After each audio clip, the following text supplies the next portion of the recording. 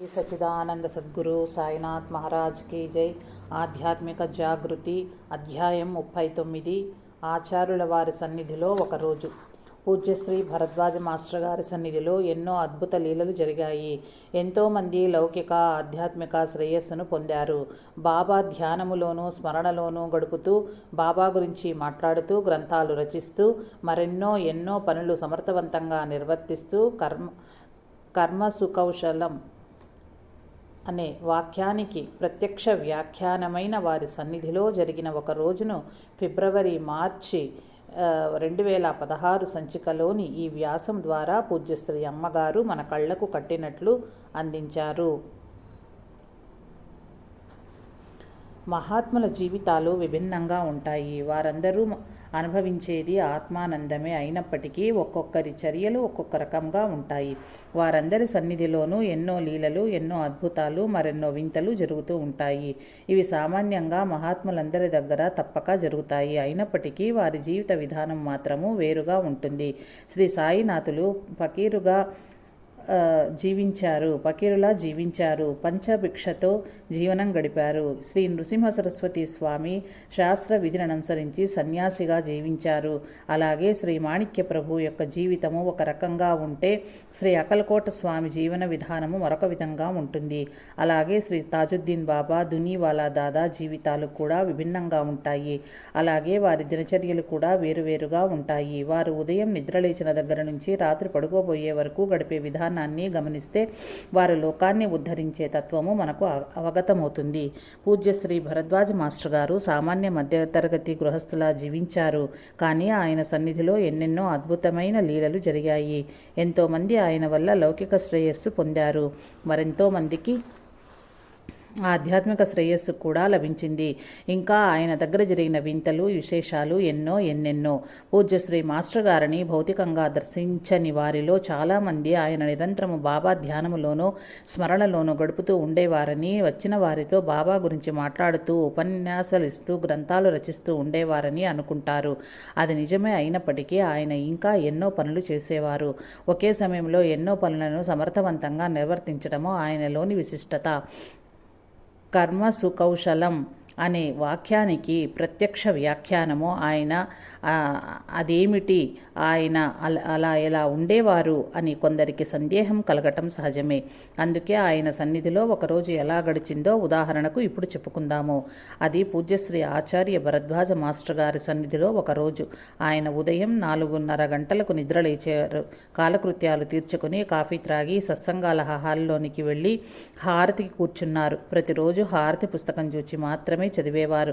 అలా రోజు పుస్తకం చూచి చదవటం ఎందుకు, ఇన్ని సంవత్సరాలుగా హారతి చేస్తున్నప్పుడు నోటికి వచ్చి ఉంటుంది కదా అని అడిగితే ఆయన ఇలా అన్నారు, నాకు అలా గుర్తుండవు. నేను బాబాను భావన చేస్తూ చదువుతాను.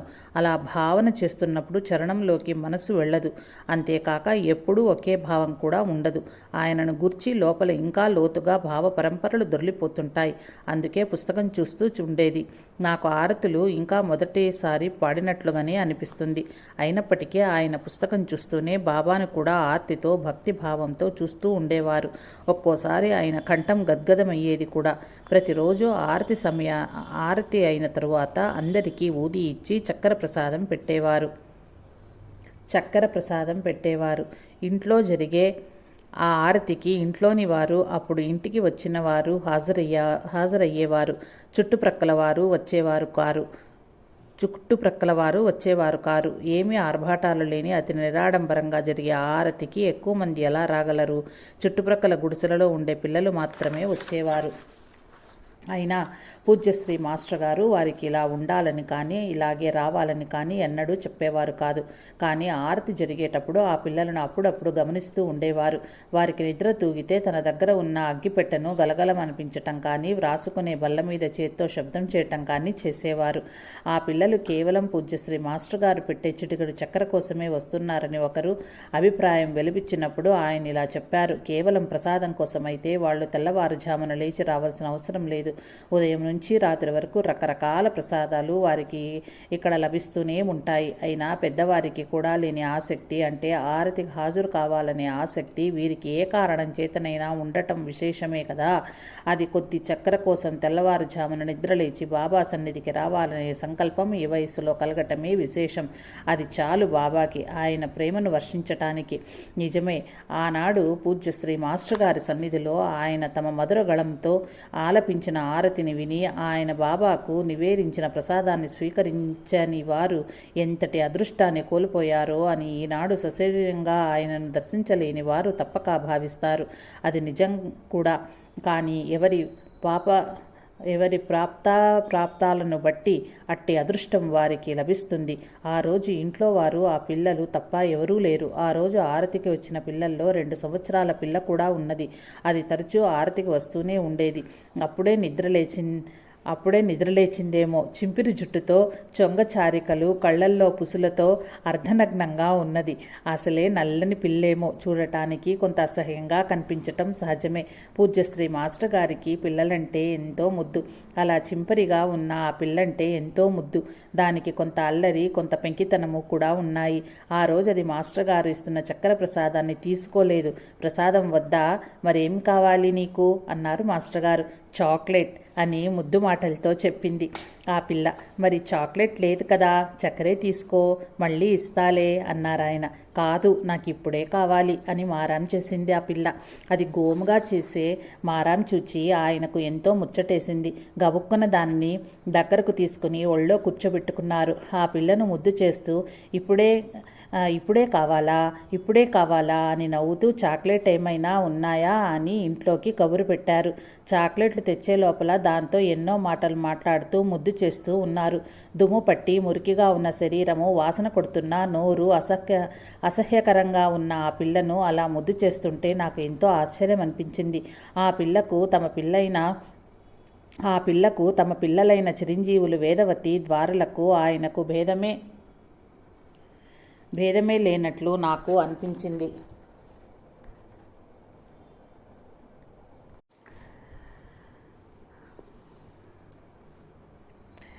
సకల జీవులకు తండ్రి అయిన ఆయనకు తన పిల్లలు పరాయివారు అన్న భేదం ఎందుకుంటుంది? ఆ తర్వాత ఆయన ఆ చాక్లెట్లు ఆ పిల్లకే కాక మిగతా పిల్లలకు కూడా ఇచ్చారు. ఆ పిల్లలందరూ ఎంతో సంతోషంతో గంతులేస్తూ వెళ్ళిపోయారు. వారెంత అదృష్టవంతులో కదా. ఆ తర్వాత ఆయన ఊది కొద్దిగా నుదుట పెట్టుకుని నోట్లో వేసుకుని చక్కెర ప్రసాదం కొద్దిగా తీసుకున్నారు. చిన్న పళ్ళెంలో కొద్దిగా ఊది చక్కెర ప్రసాదం వేసి నాకు లోపలికి పంపించారు. ఆ తర్వాత మళ్ళీ కాఫీ తీసుకున్నారు. ఆయనకు కాఫీ బాగా అలవాటు. రోజుకు చాలాసార్లు కాఫీ సేవించేవారు. ఆ తర్వాత పత్రికలకు వ్యాసాలు వ్రాస్తూ కూర్చున్నారు. అప్పటికి సమయం ఉదయం 7 గంటలు దాటుతోంది. ఆయన చిరంజీవులు వేదవతి, ద్వారకలకు చదువు చెప్పటానికి పిలిచారు. ఇద్దరికీ 1 గంట సేపు పాఠాలు చెప్పారు. ఆ రోజు ద్వారకకు సైన్స్లో విత్తనాలు, మొక్కల గురించి చెబుతున్నారు. అప్పుడు ఆయన పిల్లలిద్దరినీ పెరట్లోకి తీసుకుని వెళ్ళి మొక్కలను చూపిస్తూ అవి మొలకెత్తటం, పెరగటం గురించి వివరించారు. ఇంతలో ఎవరో భక్తులు వచ్చి హాలులో కూర్చున్నారు. పిల్లలను పంపివేసి వచ్చిన వారితో కొద్దిసేపు మాట్లాడారు. వాళ్ళు వెళ్ళిపోగానే మళ్ళీ వ్యాసం రాస్తూ కూర్చున్నారు. కొంచెం సేపు తర్వాత మరికొందరు వచ్చి తమ ఊరిలో సాయిబాబా మందిరం కట్టదలుచుకున్నామని చెప్పి ఎలా కట్టాలో సలహా ఇవ్వవలసిందని ఆయన్ను ప్రార్థించారు. ఆయన వారిని వివరాలు అడిగి తగిన సలహా ఇచ్చారు. వారితో ఆయన ఇంకా ఇలా అన్నారు. మందిరం కట్టడం చాలా సులభమే, కానీ తర్వాత మందిరాన్ని ఎలా నిర్వహించుకోవాలో చాలామందికి తెలియటం లేదు. మందిరంలో ప్రతిరోజు 4 ఆరతులు జరగాలి. అభిషేకము,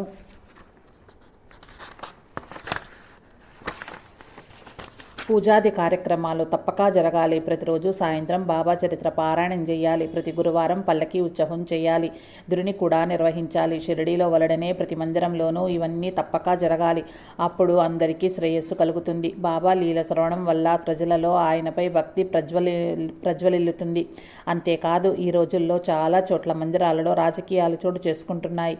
అందరూ కలిసి పనిచేయటం కాక ఒకరికొకరికి పడకుండా ఒకరిపై ఒకరు ద్వేషాలను పెంచుకుంటున్నారు. అందువలన కొట్లాటలు జరుగుతున్నాయి. ఆ కారణంగా అక్కడ ప్రశాంతత లోపిస్తున్నది. మందిరాలలో అలా ఎన్నిటికీ జరగకూడదు. అందరూ సమన్వయంతో కలిసి పనిచేయాలి. ఇది గుర్తుపెట్టుకోవటం ఎంతో ముఖ్యం అని చెప్పారు. అందుకు వారెంతో సంతోషించి చాలా మంచి విషయాలు తెలియజెప్పారని మాస్టర్ గారిని ప్రశంసించి సెలవు తీసుకున్నారు. వీరితో మాస్టర్ గారు మాట్లాడుతూ ఉండగానే మరికొందరు భక్తులొచ్చారు. మందిరం తాలూకు వారిని పంపించి మిగిలిన వారితో కొద్దిసేపు వారి సమస్యల గురించి మాట్లాడారు. వాళ్ళు వెళ్ళిపోయాక లోపలికి వచ్చి పలహారం చేశారు. అప్పటికి ఉదయం దాదాపు 10 గంటలు అయింది. పలహారం చేస్తున్నప్పుడు ఇంటి విషయాల గురించి, పిల్లల మందుల గురించి మాట్లాడారు. అప్పుడు కొన్ని హాస్య సంభాషణలతోనూ నవ్వులతోనూ కాలం గడిచింది. తర్వాత ద్వారకకు ఆటలపై ఆసక్తి గురించి, చదువు మీద ధ్యాస లేకపోవటం గురించిన విషయం తలెత్తింది. అప్పుడు ఆయన ఇలా అన్నారు: ఈ వయసులో పిల్లలెవరికీ చదువుపైన ఆసక్తి ఉండదు. ఎంతసేపటికి ఆడుకోవాలనే అనిపిస్తుంటుంది. అది వారి ఆరోగ్యానికి, మానసిక వికాసానికి మంచిది కూడా. అయితే చదువు అవసరం లేదని నేను అనటం లేదు. ఆటల ద్వారానే వాళ్లకు ఎంతో విద్యను నేర్పించవచ్చు. ఇప్పుడు జరుగుతున్న విధంగా బడికి పంపించడం అనేది చాలా ఘోరమైన విషయం. వాళ్ళ మానసిక పరిధిని కొద్ది విజ్ఞానం వరకే కుదించి చెప్పటం, ఆ విషయాలను కూడా వారికి అర్థమయ్యేలా తెలియచేయటం కాకుండా జవాబులను బట్టి కొట్టించటం జరుగుతున్నది. పాఠం మొత్తం కూడా వారికి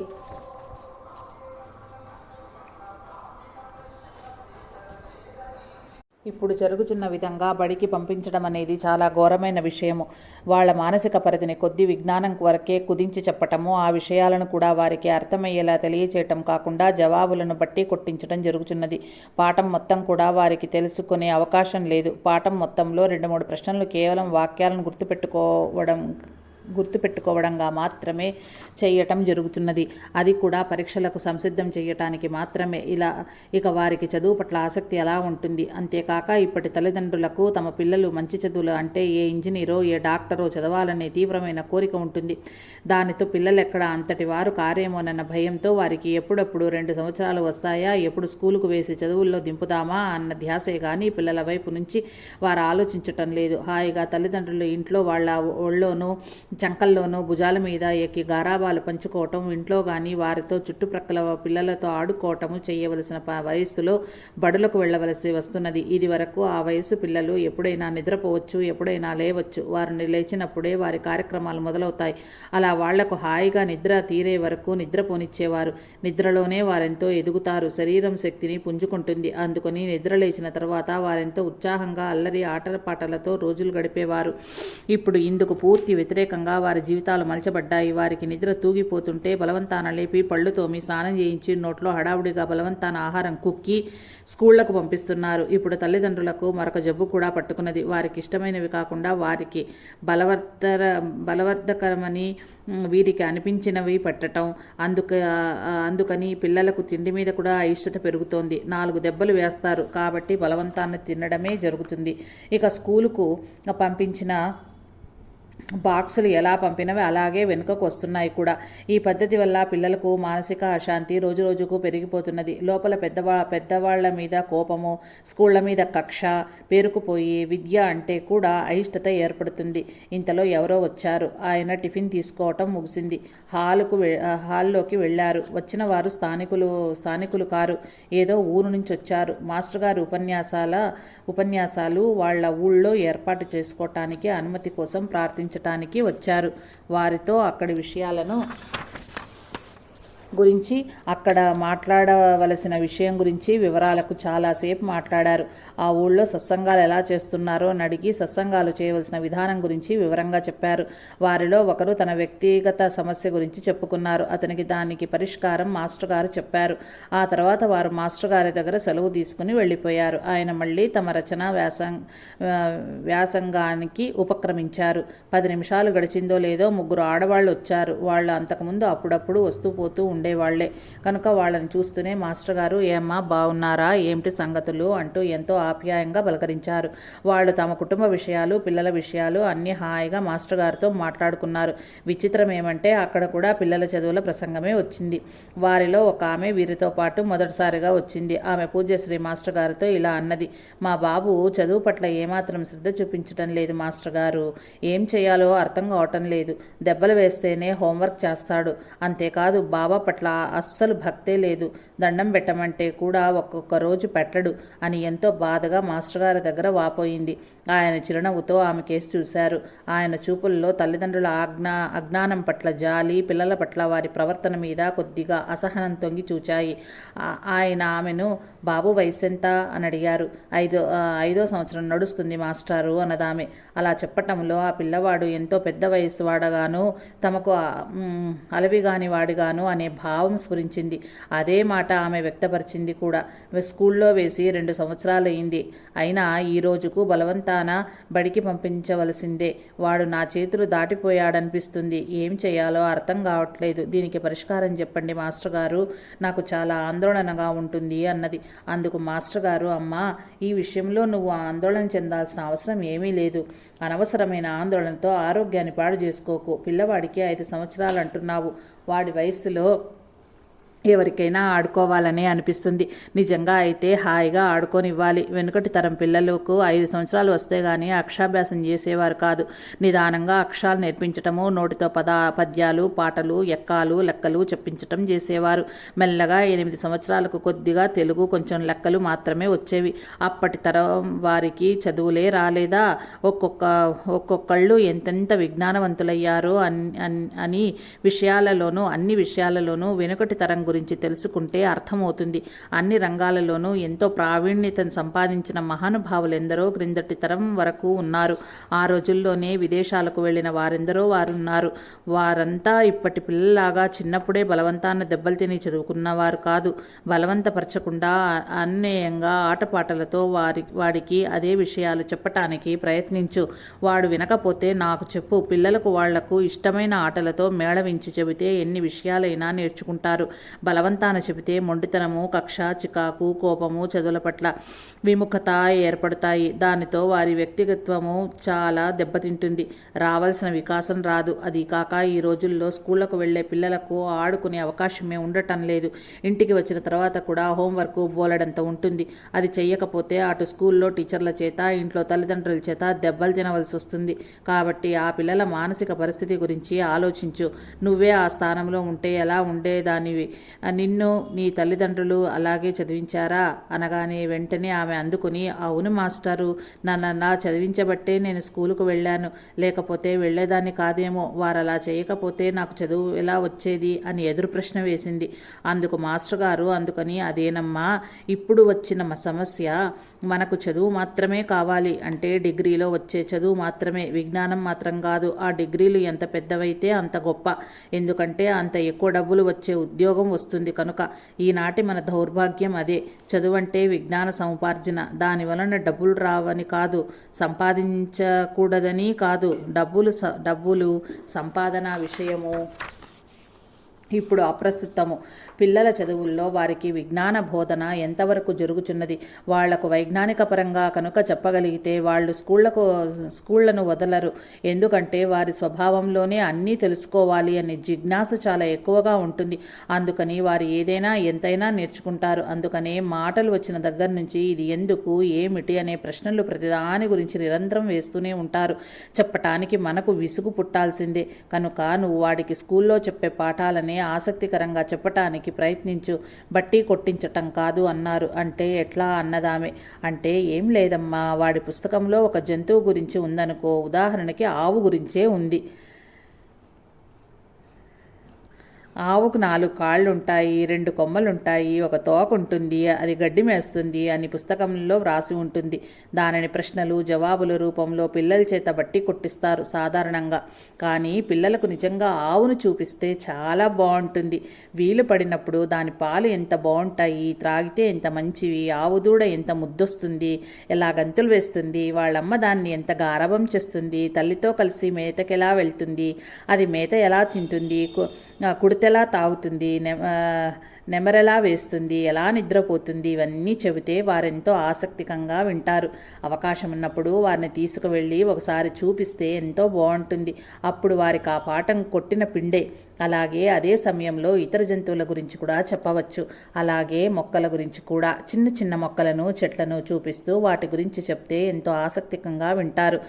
అప్పుడు వారికి పాఠం వింటున్నట్టు అనిపించదు, కొత్త విషయం తెలుసుకున్నట్లు ఉంటుంది అన్నారు. అప్పుడు ఆమె, మాకివి ఇట్లా తెలియదు మాస్టారు, మీరు చెబుతుంటే మాకెంతో బాగుంది, అలాగే చేయటానికి ప్రయత్నిస్తాను.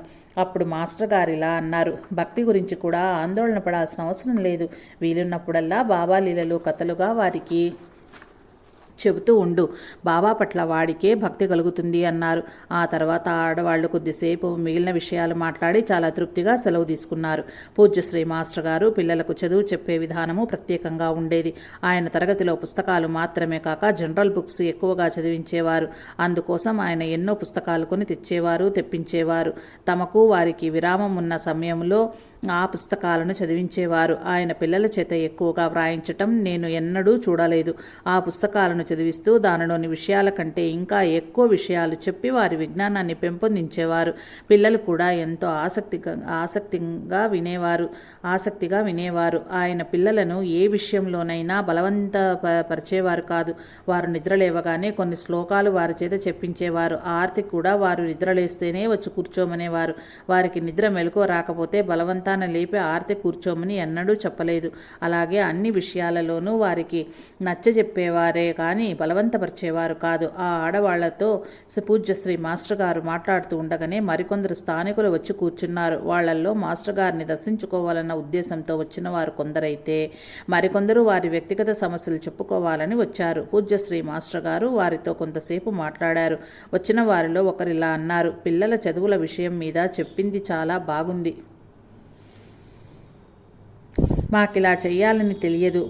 మాకు వారు బాగా చదివి మంచి ఉద్యోగాలు సంపాదించాలని ఉంటుందే కానీ ఇలా ఆలోచించాలని తెలియదు. ఇప్పుడు మీరు చెప్పిన మాటలు విన్నప్పటి నుంచి మాకు పిల్లల వైపు నుంచి ఆలోచించాలనిపిస్తుంది. అందుకు పూజ్యశ్రీ మాస్టర్ గారు, అవును, అదే సరైన పద్ధతి అన్నారు. తర్వాత వ్యక్తిగత సమస్యలు చెప్పుకున్న వారికి పూజ్యశ్రీ మాస్టర్ గారు తగిన విధంగా పరిష్కారాలు సూచించి బాబా మేలు చేస్తారని ఆశీర్వదించారు. వాళ్ళు వెళ్ళిన తరువాత మరొక్కసారి కాఫీ సేవించారు.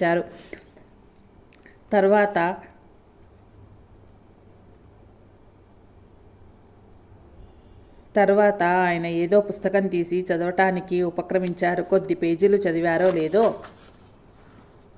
ముద్రాలయం ప్రింటింగ్ ప్రెస్ నుంచి పత్రిక తాలూకు ప్రూఫ్లు దిద్దటానికి కాగితాలు వచ్చాయి.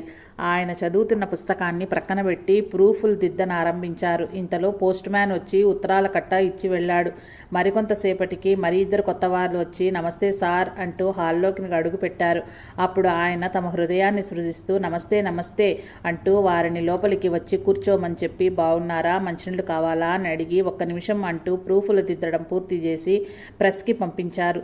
తర్వాత వచ్చిన వారితో మాట్లాడి వారు వెళ్ళిన తరువాత ఉత్తరాలు పరిశీలించారు. వెంటనే వాటికి జవాబులు రాయటం ప్రారంభించారు. అప్పటికి మధ్యాహ్నం 12:30 గంటలు దాటుతున్నది. చిరంజీవి, వేదవతి, ద్వారకలు కూడా స్కూల్ నుంచి రావటంతో భోజనానికి లోపలికి వచ్చారు. కాళ్ళు చేతులు ముఖం కడుక్కుని భోజనానికి కూర్చున్నారు. తర్వాత కొన్ని ఉత్తరాలకు జవాబులు చెబుతూ చిరంజీవి రామారావు చేత వ్రాయించారు. భోజనాలు అయ్యాక మరికొన్ని ఉత్తరాలకు జవాబులు స్వయంగా వ్రాశారు. అవి పూర్తయిన తర్వాత శ్రీ వాసుదేవానంద సరస్వతి స్వామి విరచితమైన సమశ్లోకి 7,000 శ్లోకాలు ఉన్న శ్రీ గురుచరిత్ర చదవటం ప్రారంభించారు. ఆ పుస్తకంలోని శ్లోకాలు చదువుతూ ముఖ్యమైన విషయాలను అండర్లైన్ చేస్తున్నారు. ఆయన అప్పుడు ఆ శ్రీ గురుచరిత్రను తెలుగులో వ్రాయాలని సంకల్పించారు. అంతకుముందు సంహితాయన గురుద్విసాహస్రి శ్రీ వాసుదేవానంద సరస్వతి స్వామి విరచిత 2,000 శ్లోకాల శ్రీ గురుచరిత్రను తెలుగులో రచించారు. ఇప్పుడు ఆయన 7,000 శ్లోకాలు ఉన్న శ్రీ గురుచరిత్రను తెలుగులో వ్రాయాలని సంకల్పించటంతో ఆ పుస్తకాన్ని చదవటం ప్రారంభించారు. అంతేకాక కన్నడ భాషలో ఉన్నటువంటి శ్రీ గురుచరిత్రను ఇంకా ఇతర భాషల్లో ఉన్న శ్రీ గురుచరిత్రను సేకరించారు. తెలుగులో ఉన్న శ్రీ గురుచరిత్రలను చదివారు. ఏ పుస్తకాలలో ఈ శ్రీ గురుచరిత్ర ఎలా వ్రాసారో చూసి వాటిల్లో ముఖ్యమైన ప్రత్యేకమైన అంశాలను తీసుకున్నారు. ఇందులో భాగంగానే తనకు శ్రీ గుళవణి మహారాజ్, శ్రీ వాసుదేవానంద సరస్వతి స్వామి శిష్యులు గారు ప్రసాదించిన శ్రీ గురుచరిత్ర సమస్లోకి చదువుతున్నారు. కొంతసేపు చదివాక ఒక అరగంట విశ్రాంతి తీసుకున్నారు. సరిగ్గా 3:30 గంటలకు ఆయన నిద్రలేచి కాఫీ తీసుకుని స్నానం చేసి 4 గంటల సమయంలో హాల్లోకి వెళ్ళి కూర్చున్నారు. అప్పటికే కొందరు భక్తులు వచ్చి పూజ్యశ్రీ మాస్టర్ గారి దర్శనం కోసం వేచి ఉన్నారు. వారిలో ఒక దంపతులు పూజ్యశ్రీ మాస్టర్ గారికి నమస్కరించుకొని ఇలా అన్నారు: మాస్టర్ గారు, మాకు వివాహం జరిగి 10 సంవత్సరాలయ్యింది, కానీ సంతానం కలగలేదు. మీరేదైనా చెబుతారని మీ దగ్గరికి వచ్చాము. మీ ఆశీస్సులతో మా కోరిక నెరవేరుతుందని భావిస్తున్నాము. మీ ఆశీస్సులు మాకు కావాలి. అందుకు పూజ్యశ్రీ మాస్టర్ గారు, నా ఆశీస్సులేమిటి? అందరికీ బాబా ఆశీస్సులు కావాలి. నా ఆశీస్సులేమిటి? అందరికీ బాబా ఆశీస్సులు కావాలి. ఆయన ముందు నేనెంత? ఆయన గొప్పతనాన్ని రుచి చూచాను కనుక ఆయన అనుగ్రహం అందరూ పొందాలని ఆయన గురించి నాకు తోచింది చెబుతూ ఉంటాను అంటూ, మీరు శ్రీ సాయిరామృతం చదివారా అని అడిగారు. అందుకతను, లేదు సార్, బాబా గురించి మాకు ఏమీ తెలియదు. మాకు తెలిసిన వారొకరు మీ గురించి చెప్పగా వచ్చాము అంతే అన్నాడు. అప్పుడు మాస్టర్ గారు, శ్రీ సాయిలీలామృతము మీరు చదవండి, అప్పుడు బాబా గురించి మీకు తెలుస్తుంది. ఆ పుస్తకాన్ని ఈ కోరికతో సప్తాహ పారాయణం చేయండి అంటే బాబాకు మీ సమస్య చెప్పుకొని ఒక గురువారం మొదలుపెట్టి బుధవారానికి పూర్తి చేయాలన్నమాట. మళ్ళీ గురువారం మొదలు పెట్టాలి. అలా వరుసగా ఒక్క రోజు కూడా ఆపకుండా పారాయణం చేస్తుండాలి. ఆహారంలో మీకు ఇష్టమైన పదార్థం బాబాకు వదిలిపెట్టాలి. సంతానం కలిగిన తరువాత ఒక గురువారం నాడు వదిలివేసిన పదార్థాన్ని బాబాకు నైవేద్యం పెట్టి అప్పటి నుంచి తీసుకోవచ్చు. సంతానం కలిగితే ఆ బిడ్డను తీసుకుని షిరిడి వస్తామని, ఆ బిడ్డకు ఆయన పేరు కలిసి వచ్చేలా పేరు పెట్టుకుంటామని మొక్కుకోండి అని చెప్పారు. ఇంతలో అతని భార్య అందుకుని, మాస్టర్ గారు, నేను ఇలాంటివెన్నో చేశాను. విష్ణు సహస్రనామ పారాయణము, లలిత సహస్రనామ పారాయణము, ఆంజనేయ స్వామి గుళ్ళో ప్రదక్షిణలు, పాము పుట్టలో పాలు పోసి పుట్టకు ప్రదక్షిణలు చేయడము, ఇలా ఎవరేది చెబితే అదల్లా చేశాను. అందుకని నాకు ఈ పారాయణంలో నమ్మకం లేదు అన్నది. అప్పుడు పూజ్యశ్రీ మాస్టర్ గారు ఇలా అన్నారు: అమ్మా, నువ్వు ఇవన్నీ చేశావు, ఇన్ని చేశావు కదా, ఈ ఒక్కటి కూడా ప్రయత్నిస్తే తప్పేముంది? శ్రీ షిరిడి సాయిబాబా సామాన్యులు కారు. ఆయన మన విధినే మార్చగల సమర్థులు. ఆయన అనుగ్రహం ఉంటే జరగనిది ఏమీ లేదు. 10 సంవత్సరాలే కాదు, 20 సంవత్సరాల పాటు పిల్లలు లేని వారు కూడా ఆయన సంతానం ప్రసాదించారు. ఈ సంగతి ఆయన చరిత్ర చదివితే నీకే అర్థమవుతుంది. చంద్రాబాయి బోర్కర్ అనే ఆమెకు 51 సంవత్సరాల వరకు సంతానం కలగలేదు. బాబా ఒకరోజు ఆమెను, అమ్మ నీకేం కావాలి అని అడిగారు. ఆమె, మీకు సర్వమూ తెలుసు బాబా, అటువంటి మీకు నా సంగతి తెలియదా అన్నది. ఆమెకు సంతానం కావాలనే కోరిక ఉన్నది. అప్పుడు బాబా, అల్లా అచ్చా కరేగా అన్నారు. ఆ తర్వాత బాబా సమాధి చెందారు. అయినప్పటికీ కొన్ని సంవత్సరాల తర్వాత ఆమెకు సంతానం కలిగింది. ఆ వయస్సులో ఆమెకు సంతానం కలగటం అసంభవం అని డాక్టర్లు అన్నారు. కానీ ఆ డాక్టర్ల అభిప్రాయాన్ని వమ్ము చేస్తూ ఆమెకు సంతానం కలిగింది. బాబా సమాధి చెందిన తరువాత కూడా ఇలా ఎంతమందికి సంతానం ప్రసాదించారో, ఇలాగే నాకు తెలిసి ఒక ఆమెకు 20 సంవత్సరాల పాటు సంతానం కలగలేదు. ఎంతమంది జ్యోతిష్కులకు చూపించినా ఆమెకు సంతాన ప్రాప్తి లేదని చెప్పారు. అయినప్పటికీ బాబా పారాయణ చేస్తే వారికి 2 పిల్లలు కలిగారు. అందుకని మీరిరువురు నేను చెప్పినట్లు పారాయణం చెయ్యండి అని చెప్పారు. అప్పుడు ఆమె భర్త, అదంతా కాదు మాస్టారు, మిమ్మల్ని దర్శించగానే మీ ఆశీస్సులు ఉంటే చాలని మాకు అనిపిస్తోంది. మీరు మాకు ఆశీస్సులు ప్రసాదించాలని ప్రార్థించాడు. అందుకు పూజ్యశ్రీ మాస్టర్ గారు, నేను చెప్తున్నాను కదా, నేను చెప్పినట్లు బాబా పారాయణం చెయ్యండి, ఆయన అనుగ్రహం ఎంతటిదో మీకే తెలుస్తుంది అంటూ ఇరువురికి ఊది ఇచ్చి పండ్లు ప్రసాదంగా ఇచ్చారు. అలా ఆయన ఆశీస్సులు లభించినందులకు ఆ దంపతులు ఎంతో ఆనందించారు. పూజ్యశ్రీ మాస్టర్ గారు అందరికీ ఊది చేతిలో పెట్టి నొసటను కూడా ఊది పెట్టేవారు. ఆ తర్వాత ప్రసాదంగా తన దగ్గర ఉన్న పండ్లు కానీ మరేదైనా కానీ ప్రసాదంగా ఇచ్చేవారు. ఆడవాళ్లకు చేతిలో ఊది మాత్రమే ఇచ్చేవారు. తర్వాత మిగతా వారు కూడా తమ సమస్యలను, సందేహాలను పూజ్యశ్రీ మాస్టర్ గారికి విన్నవించారు. పూజ్యశ్రీ మాస్టర్ గారు వారి సమస్యలకు పరిష్కార మార్గాలు, వారి సందేహాలకు తగిన సమాధానాలు చెబుతూ మధ్య మధ్యలో బాబా లీలలను జోడిస్తూ బాబా తత్వాన్ని, బాబా మహోన్నత స్థితిని వివరిస్తూ ఉన్నారు. దత్తాత్రేయ తత్వాన్ని, దత్తావతారాలైన అక్కలకోట స్వామి, శ్రీ నరసింహ సరస్వతి స్వామి మొదలగు వారి గురించి కూడా క్లుప్తంగా చెప్పారు. ఆయన అలా మాట్లాడుతూ ఉండగానే మరికొందరు కూడా వస్తూ ఉన్నారు. వారు కూడా పూజ్యశ్రీ మాస్టర్ గారి అమృత వాక్కులను మైమరచి వింటున్నారు. పూజ్యశ్రీ మాస్టర్ గారు ప్రశ్నలు అడిగిన వారికి సమాధానాలు, సమస్యలతో వచ్చిన వారికి పరిష్కారాలు చెబుతూ ఉన్నారు. తర్వాత అక్కడ కూర్చున్న వారిలో ఒకరు ఇలా ప్రశ్నించారు, మాస్టర్ గారు, సర్వసమర్పణము అంటారు కదా, సర్వసమర్పణం అంటే ఏమిటి? అంటే అన్నీ ఆయనకు, అంటే బాబాకు ఇచ్చివేయడమా?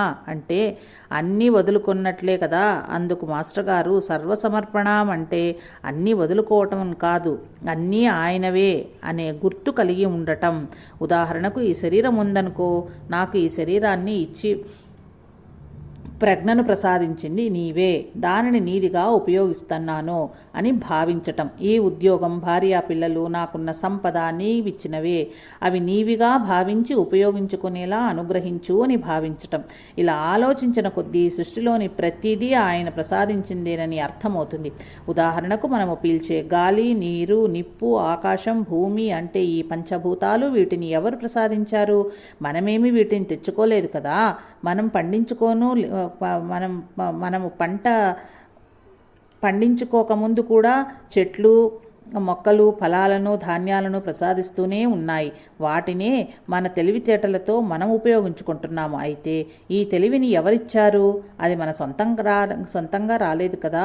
ఒక జీవి జన్మించటానికి తగిన స్థానాన్ని, శరీర నిర్మాణాన్ని, అది జీవించవలసిన విధానాన్ని, దానికి కావలసిన ఆహారాన్ని ఇంత చక్కటి కూర్పుతో ఎవరు తయారు చేశారు? ఇవన్నీ ఉన్నప్పటికీ ప్రాణశక్తి ఒకటి ఉన్నది. ఆ ప్రాణం పోతే ఆ జీవికి చైతన్యం లేదు, అంటే అది ఎటువంటి కర్మలు చేయలేదు. నేడు ఎంతగా విజ్ఞానం అభివృద్ధి చెందినా జీవికి ప్రాణం పోయటం సాధ్యపడటం లేదు. వీటన్నింటికీ మూల కారణమైన ఆ చైతన్యాన్ని భగవంతుడు అంటారు. అందుకని ఈ శరీరాన్ని కూడా ఆయనే ఇచ్చాడన్న గుర్తింపుతో నీవే అనుక్షణము నన్ను నడిపించు అని భావించటం సర్వసమర్పణం అంటే. అంతేకాని అన్నీ వదులుకోమని కాదు. మన లౌకిక కార్యకలాపాలు నెరవేర్చుకుంటూ ఈ భావన చేయటం అలవర్చుకోవాలి. అప్పుడు మన నడత మారిపోతుంది. మన వల్ల ఇతరులకు శ్రేయస్సు కలుగుతుంది. ఇంతలో అక్కడ ఉన్న వారిలో మరొకతను, భగవంతుడు కనిపించడు కదా, ఆయన ఉన్నాడని నమ్మేదెలా సార్ అని ప్రశ్నించాడు. అందుకు పూజ్యశ్రీ మాస్టర్ గారు, అయితే కనిపించని దేనిని నువ్వు నమ్మవా? అయితే కనిపించని దేనిని నీవు నమ్మవా అని అడిగారు. అందుకతడు, కనిపించని దేనినైనా ఎలా నమ్ముతాము అన్నాడు. అప్పుడు మాస్టర్ గారు, నీకు మనస్సు బాగున్నదనో బాగా లేదనో అంటున్నావనుకో, అసలు మనసు అంటే ఏమిటి? ఆలోచనలు ఎక్కడి నుంచి పుడుతున్నాయి? అట్టి మనస్సు నీకు కనిపిస్తుందా? మరి ఉన్నదా లేదా? భౌతికంగా మన మెదడు శరీరాన్ని పనిచేసేలా చేయవచ్చు, కానీ ఆ మెదడులో పనిచేయించే శక్తి ఎక్కడ ఉన్నది? ఎట్లా ఉన్నది అంటే చెప్పగలమా? జీవుడు జన్మించినప్పుడు ఎక్కడి నుంచి వస్తాడు? మరణించినప్పుడు ఎక్కడికి పోతున్నాడు? ఈ మధ్యలో ఈ శరీరాన్ని నడిపించేది ఏమిటి? శరీరం నుంచి ఆ శక్తి పోయిన తర్వాత ఒట్టి జడపదార్థమే ఉంటుంది కదా. అప్పుడు ఆ శక్తి ఎక్కడికి వెళ్ళిపోతుంది? ఆ తర్వాత ఏమవుతుందో మనకు తెలియదు. ఇట్లా సంశయాలు వచ్చిన వారు దానిని గురించి ఆలోచించి పరిశోధించి ఒకానొక అనుభవాన్ని పొందారు. ఏ మార్గము నుంచైనా అట్టి అనుభవాన్ని పొందినవారు చెప్పేదొక్కటే, ఈ జగత్తును సృష్టించేది, నడిపించేది, లయింపజేసేది ఒకే ఒక చైతన్యము. ఆ చైతన్యము వివిధ రకాలుగా తనలో తాను మార్పులు చెంది ఈ జగత్తుగా ఏర్పడిందని, అది నిరాకారమని చెప్పారు. అయితే ఆ శక్తినే కొందరు సాకారముగా భావించి ఏ రకముగా అయితే భావించారో అట్టి రూపంగా ధరించారు. అందుకని ఆ శక్తి లేదని చెప్పగలమా?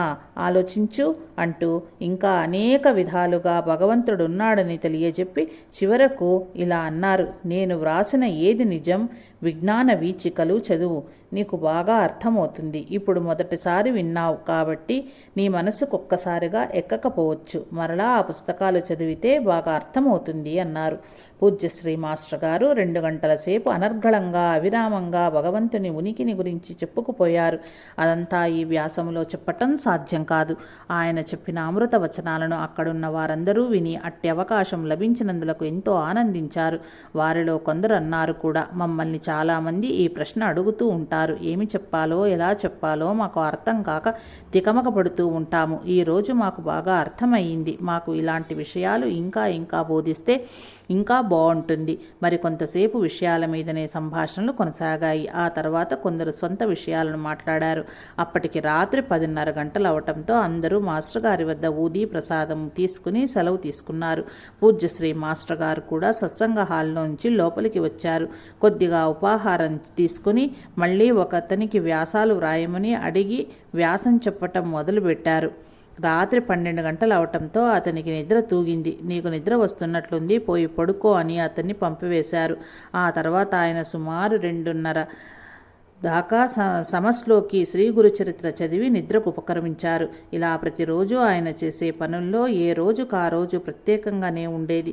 ప్రతిరోజు ఆయన చర్యలు గమనించిన వారికి, ఆయన అమృత వాక్కులు వినిన వారికి ఎంతో ఆనందము ఆశ్చర్యము కూడా కలుగుతూ ఉండేది. ఆయన చెప్పే విషయాలు నిక్షిప్తం చేసుకోలేకపోవటం మన దురదృష్టం. మనకు ఎంత ప్రాప్తమో అంత మాత్రమే లభించింది. ఆయన ఒక అనంత సాగరము, అమృత భాండాగారము. ఆయనను చూడని వారికి ఎవరైనా ఇలా ఈ ప్రపంచంతో జీవించటం సాధ్యమా అన్ని సందేహం కలగటం కూడా సహజమే. కానీ ఇది పచ్చి నిజం, సత్యం. పూజ్యశ్రీ మాస్టర్ గారు శ్రీ షిరిడి సాయినాథుని వద్ద ఆత్మానుభూతిని పొందిన రోజును పురస్కరించుకుని ఆయన సన్నిధిలో ఒక రోజు ఎలా గడిచిందో క్లుప్తంగా స్మరించుకున్నాము. ఈ విషయాలను మన హృదయాలలో ప్రతిష్ఠించుకుందాముగాక. జై సాయి మాస్టర్.